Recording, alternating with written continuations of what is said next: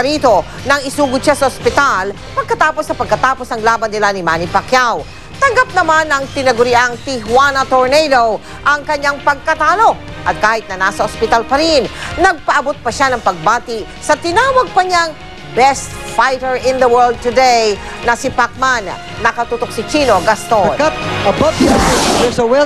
Ganito huling naaalala ng publiko ang tinaguriang Tijuana Tornado na si Antonio Margarito. Basag ang mukha.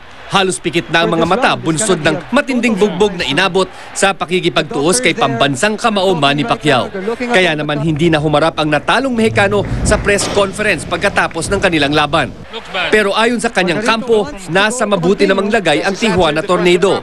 Pero sa video na ito ni Edgar Gonzalez ng myboxingfans.com, makikitang inihiga sa stretcher ang isang lalaking nakatalukbong ng puting tuwalya. Kuha raw ito kay Margarito pagkatapos ng laban sa Dallas Cowboys Stadium. Nang mastrap na sa stretcher, isinakay ito sa ambulansya. May malay naman siya at nagagalaw ang mga kamay.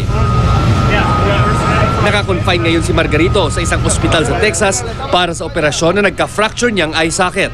Pero kahit nakakonfine pa, nagpaabot siya ng pagbati sa pagkapanalo ni Manny Pacquiao. Sa kanyang congratulatory statement, sinabi ni Margarito na ibinigay niya ang lahat sa laban pero sadyang hindi siya pinalad manalo laban sa tinawag niyang best fighter in the world today na si Manny Pacquiao. Nagpasalamat din siya sa mga sumuporta sa kanya. Pagkatapos operahan sa eye socket, balak ni Margarito na magtungo sa California bago tuluyang umuwi sa kanyang hometown sa Tijuana, Mexico. Chino Gaston, nakatutok, 24 oras. Kakambal ng gusot na nililikha ng number coding sa mga bus,